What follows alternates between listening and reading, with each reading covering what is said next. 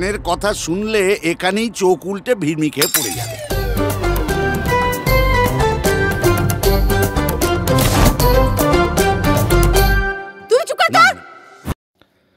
খাদান ঝড়ে যখন সমস্ত কিছু উড়ে যাচ্ছে, নামকরা ডাইরেক্টররাও যখন ব্লেম গেমে নেমে পড়েছে বড় প্রোডাকশন হাউসের ছবি হওয়া সত্ত্বেও, ঠিক সেই সময় অপেক্ষাকৃত একটি ছোট ব্যানারের ছবি সীমিত হল পেয়েও কিন্তু নিজের গতিতে ভালো এগোচ্ছে।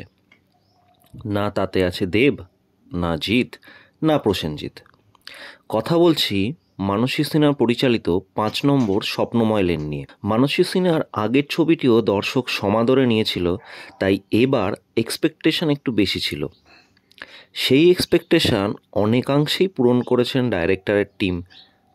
অনেকাংশে কেন বললাম তা বিস্তারিতভাবে পরে আসছে। গল্পটি মূলত নর্থ কলকাতার পুরনো বাসিন্দাদের নিয়ে। একটি পরিবার যেখানে সবাই একসাথে সুখ দুঃখ ভাগ করে থাকে এবং তাদের বাড়ি, যে বাড়িটা শুধু ঠিকানা নয়, সেই মানুষগুলোর পরিচয়। নর্থ কলকাতায় এরকম বহু বাড়ি আজও আছে। কিছুতে মানুষ থাকে, বেশিরভাগই কিন্তু পড়ে আছে নিজের গৌরবময় স্মৃতিবিজড়িত কবরের ফলক হয়ে। এক দুর্ঘটনার ফলে এই বাড়ি ছেড়ে চলে যেতে হয় হাজরা পরিবারকে। বহুকাল পরে দুষ্টু মিষ্টি 2 কাজিন সিস্টার আবার চেষ্টা চালায় নিজেদের সেই বাড়ির পুনরুদ্ধারের। গল্প মোটের ওপর এটা হলেও অনেক পরত আছে, যে পরতগুলো ইমোশনে ঢাকা। সূক্ষ্ম লুপ্তপ্রায় ভাবনাগুলোকে আবার জাগিয়ে তোলে এই সিনেমা। ফ্ল্যাট বাড়ি আমাদের প্রিভেসি দিয়েছে ঠিকই, কিন্তু বিনিময়ে কত কি যে ছিনিয়ে নিয়েছে সেটা আমরা ভুলে গেছি। শিকড়ে ফেরার গল্প বলে এই সিনেমা। তার সাথে অসামান্য অভিনেতাদের অসাধারণ ন্যাচারাল অ্যাক্টিং।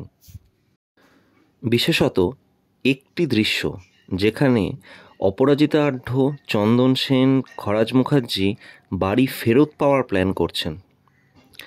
নিটোল হাস্যরস, কোনো কাতাকুতু দিয়ে হাসি নয়, কিন্তু আপনি হাসি কন্ট্রোল করতে পারবেন না। আবার খরাজ ও অপরাজিতার স্বামী স্ত্রী হিসেবে গোপনে রাখা অভিমান, মানভঞ্জন, অসাধারণ। এই একাত্মতার ফিলিং, একসাথে থাকার জন্য কিছুটা মেনে কিছুটা মানিয়ে নেওয়ার যে বোধ, সেগুলো ক্রমে হারিয়ে যাচ্ছে বলেই হয়তো চারিদিকে এত বিচ্ছেদ, এত নিউক্লিয়ার আনহ্যাপি আনঅ্যাটাচড ফ্যামিলি।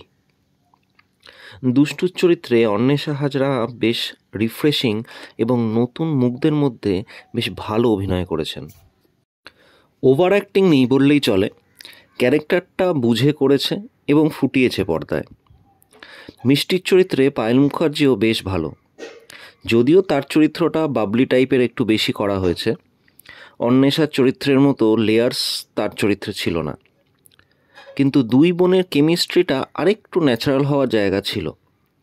অবশ্য সেটা খুব দোষের নয়, কেননা চন্দন সেন, অপরাজিতা আঢ্য, খরাজ মুখার্জির সাথে এক ফ্রেমে থাকলে তাবড় তাবড় অভিনেতা অভিনেত্রীদেরও শর্টকামিংসগুলো চোখে পড়ে। এবার আসি সিনেমার শর্টকামিংসগুলোয়। একটা অঘটনের জন্য এত তাড়াতাড়ি বাড়ি ছাড়ার কারণ ঠিক বোঝা গেল না। সবাই এই সিনেমাতে বড্ড বেশি উদার। মানুষ ভালো হয় মানছি, কিন্তু সবাই একসাথে এতটা ভালো আজকের যুগে হজম করতে একটু কষ্ট হয়। 5 কোটি টাকা জোগাড় করার জায়গাটাও বড্ড বেশি ফিল্মি এবং সহজলভ্য হয়ে গেছে। হলেতেই অনেকে ফিসফাস করছিল। মানছি feel good movie, suspense thriller নয়, তবু কিছু ডাইরেক্টরদের থেকে আশা আরেকটু বেশি, একটু অন্যরকম থাকে। এই সিনেমা বয়স্কদের, বিশেষত যারা নিজেদের শৈশবের বাড়ি ছেড়ে চলে আসতে বাধ্য হয়েছেন, তাদের খুব কাছের হবে। হলে অনেককে ফুঁপিয়ে কান্নার আওয়াজ, চোখের জল মুছতে দেখেছি। এখানেই কিন্তু এই সিনেমার জয়। অ্যাকশন, মিস্ট্রি আর থ্রিলারের সময় দাঁড়িয়ে মানবিক গল্প বলার সাহস দেখানোর জন্য, কিছু গুরুত্বপূর্ণ দিক আবার সমাজের সামনে তুলে ধরার জন্য। মিস করবেন না, দেখে আসুন, হোক না অন্যরকম কিছু। আপনাদের কেমন লাগলো সেটা আমাদের কমেন্ট বক্সে জানাবেন। আর ভিডিওটি ভালো লাগলে অবশ্যই লাইক, শেয়ার আর সাবস্ক্রাইব করবেন। এতে আমাদের মনোবল বাড়ে। ভালো থাকবেন, ভালো রাখবেন, সুস্থ থাকবেন।